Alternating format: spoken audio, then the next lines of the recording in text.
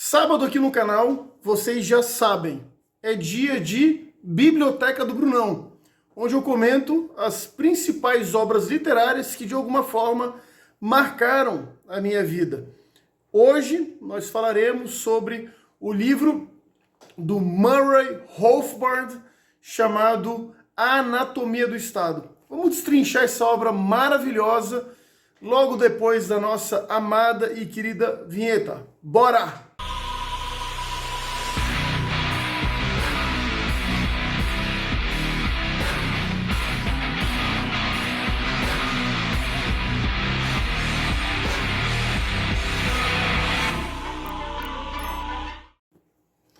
Bora lá, pessoal! Vamos falar sobre esse livro. Antes de mais nada, curta, comenta, se inscreva, compartilha. E também tenho agora o The Chad aqui, ó, fazendo companhia também no canal. Gostaram? Vai ser um dos nossos símbolos aí do nosso canal. Vamos lá, pessoal. O livro, né, eu tenho ele aqui, eu tenho, na verdade, uma versão xerocada, né, então tá aqui, né, esse livro aqui, distribuído gratuitamente pelo Instituto Mises Brasil. É só você ir lá no site deles, entrar e buscar. O livro começa logo com uma porrada na cara, que é o capítulo O que o Estado não é.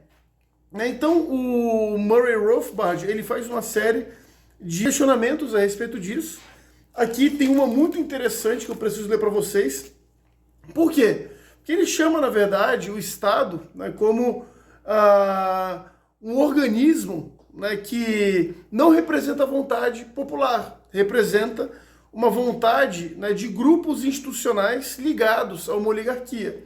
Então ele fala, por exemplo, os judeus, então, assassinados, não foram mortos. Eles foram o quê? Eles cometeram suicídio. Por que ele fala isso, né? Ele fala isso justamente porque foi eleito de forma democrática.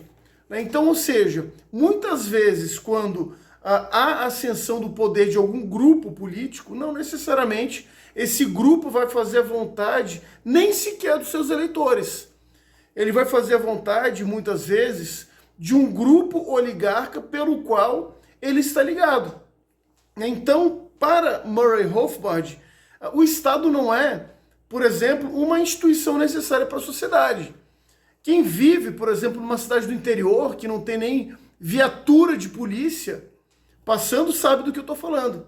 Não há necessidade, por exemplo, de você resolver um problema ligando para a polícia.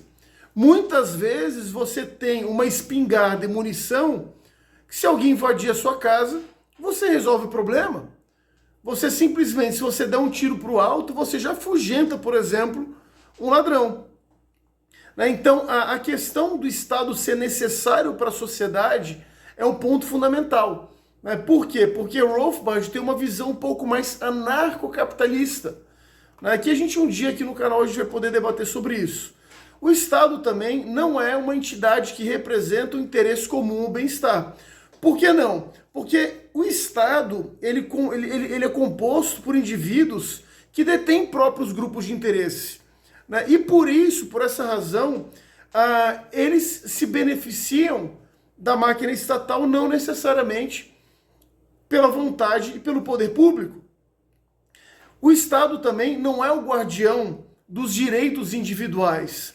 Tivemos um período na história que mostrou exatamente isso. Mostrou que o Estado não está muito preocupado com as vontades e os direitos individuais. Inclusive com alguns governadores trancando até comércio com solda. O Estado também não é capaz de fornecer mecanismos de forma mais eficiente do que o setor privado. Aqui tem um ponto fundamental. O setor privado, ele tem concorrência. Concorrência faz com que você tenha um produto melhor e mais barato. O Estado, por sua vez, ele é basicamente uma entidade monopolista que vai fazer o produto caro e ruim. Basta ver como são os serviços públicos prestados pela prefeitura da sua cidade.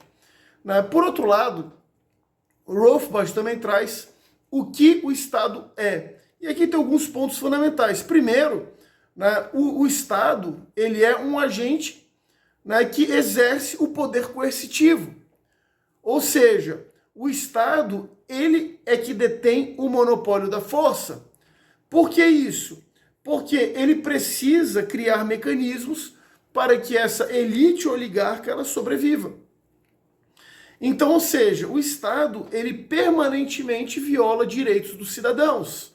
E não só por violar esses direitos, a Rothbard ele acredita que o Estado ele cria também mecanismos que desempenham, além da proteção desses direitos, eles são ilegítimas e intrusivas.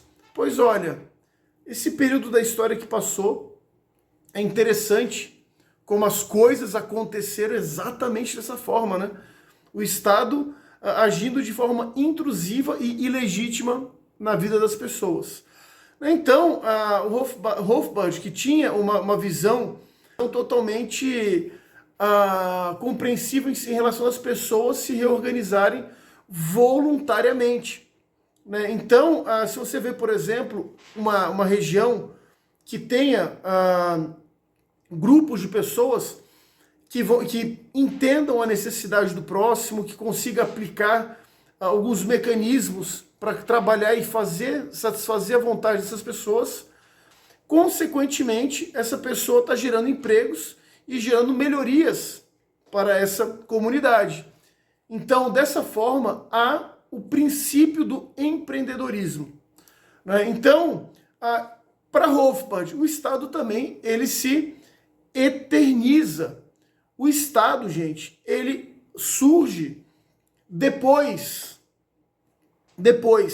das famílias, surge depois da formação dos indivíduos, surge depois de tudo.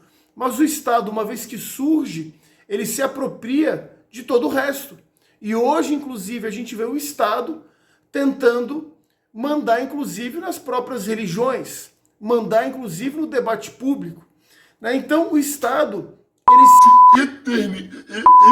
eterniza pelo monopólio da violência. Né? Então, por que isso? Porque ele mantém as instituições trabalhando para ele. Né? Então, também o Estado cria legislação e regulamentação. Eu acho legal quando um deputado sai falando: eu criei 60 leis no meu mandato, por isso eu mereço o seu voto. Esse cara, com todo o perdão da palavra, é um grandíssimo filho da puta. Desculpe o palavrão. Por que eu falo isso? Porque ele diminuiu a liberdade do indivíduo. Gente que cria lei não necessariamente é amigo do povo. Então, a legislação e regulamentação é um ponto fundamental também. O Estado, ele se organiza através de agentes burocratas que trabalham para si. Eu falei no vídeo anterior sobre o livro Caminho da Servidão, algo interessante. Da criação, por exemplo, de grupos monopolistas. Rothbard, ele também concorda com Hayek nesse ponto. Por quê? Porque o Estado ele parte, né, desse interesse. Afinal de contas, o grupo Friboi, JBS, ele surgiu de alguma forma? Não. Ele surgiu não porque eles são melhores. Eles surgiram justamente porque grupos oligarcas trabalharam para aumentar a regulação e quebrar os pequenos. Aí surgiu um grande campeão nacional. Né? Também pela propaganda e controle de informação. Interessante, né? Rede Globo, Jornal Estado de São Paulo, Família Frias, Família Marinho, artistas. Por que será que esse povo gosta tanto do Estado? Né? Porque eles são agentes importantes para a manutenção desse status quo. Então, a propaganda e controle da informação são fundamentais e peça-chave para poder seguir ludibriando o afegão médio. E, por fim, a dependência do Estado. O Estado cria um monte de programinha social, cria isso, cria aquilo, não sei o quê, blá, blá, blá. Tudo isso para quê? Para manter as pessoas dependentes dele. Né? É o Estado que quebra a perna do indivíduo e depois empresta a muleta. Basicamente isso. Além disso, Como o Estado ele transcende os seus limites. Ou seja, o Estado ele cria também, segundo o Rothbard, incentivos perversos. Por quê? O Estado é uma entidade que possui monopólios de tudo, o uso da força, até mesmo, por exemplo, no Brasil, o monopólio da distribuição do petróleo, da extração do petróleo, do refino do petróleo. Consequentemente, toda a cadeia de suprimentos fica amarrada ao Estado e por aí vai. Então o Estado ele cria mecanismos de controle dessas pessoas, assim como também cede a pressão de grupos de interesses. Por que em Brasília, por exemplo, tem tanta agência de lobby? Fica a pergunta para vocês. Também pela expansão ideológica. Isso é muito claro quando a gente vê as universidades do Brasil. É muito claro quando nós vemos a atuação, por exemplo, de entidades jurídicas que fazem todo tipo de ativismo contra a população. E também, por fim, crises e emergências. Mais uma vez, voltamos àquele período de 2, 3 anos atrás, que a gente tinha aí um biólogo cagando regra, literalmente, na internet. Então, olha só como são as coisas. É um livro escrito já também há mais de 60, 70 anos e que é totalmente atual. Nós temos também, o que o Estado teme? O Estado teme o que eu estou fazendo aqui. O Estado teme a informação. O Estado teme com que pessoas conversem. Por isso, PL 2630. Para que as pessoas não troquem informações e, por esse método dialético, descubram e entendam o que estão tentando tramar contra nós. Então, o Estado também teme limitações constitucionais. Quando pessoas começam a pedir para que diminuam o tamanho do Estado. O Estado ele é um grande leviatã que se alimenta da liberdade individual. O Estado também ele teme muito a perda de apoio popular. Olha que interessante. Nenhum governo se torna legítimo quando ele não tem apoio popular. Isso explica porque Bolsonaro se manteve no poder mesmo sem apoio da mídia e das instituições, e porque Dilma caiu, mesmo tendo sido a mais votada. Então, por fim, quase chegando ao nosso final, para Rothbard, como é que o Estado, os Estados se relacionam entre si? Muito claro, para Rothbard, a ausência do Estado, ou seja, de um Estado central, na ausência, os Estados serão substituídos por entidades privadas concorrentes, que ele chama de agências de defesa privado. Então, quando a gente vê, por exemplo, nos Estados Unidos, seria algo semelhante aos condados, algo semelhante às vilas, onde tem os seus próprios xerifes, onde você tem uma liberdade muito maior. É o contrário do Brasil.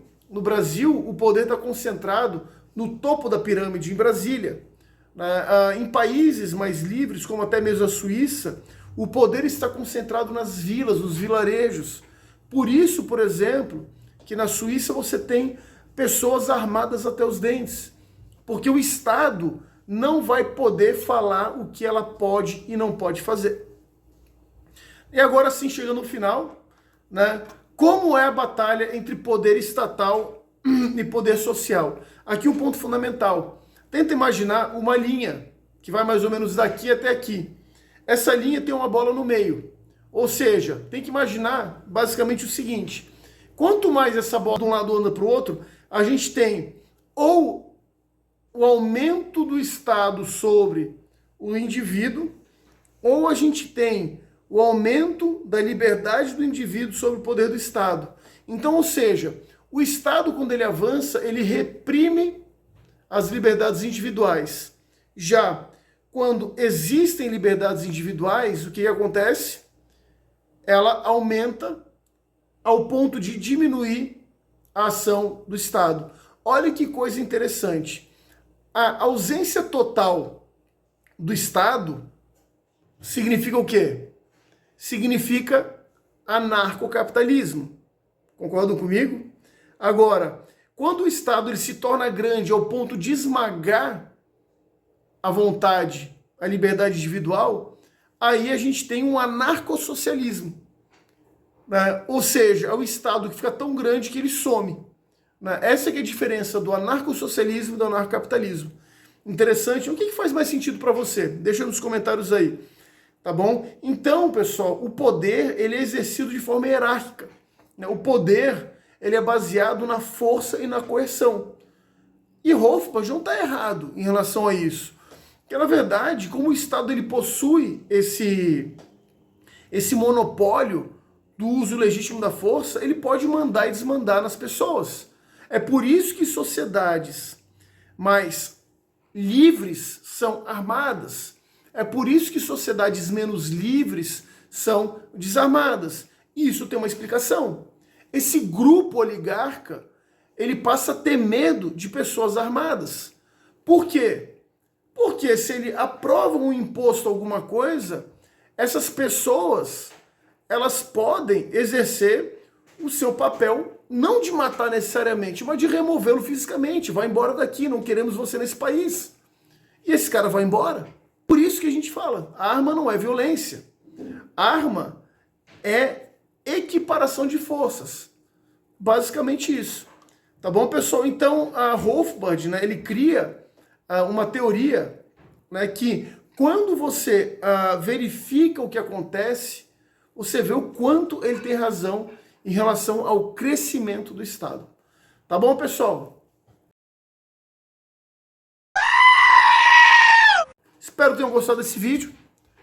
Curta, comenta, compartilha, se inscreva. Meu Instagram está aqui embaixo. E semana que vem teremos outra biblioteca do Brunão. Tá bom? Forte abraço e até lá. Valeu, fique com Deus.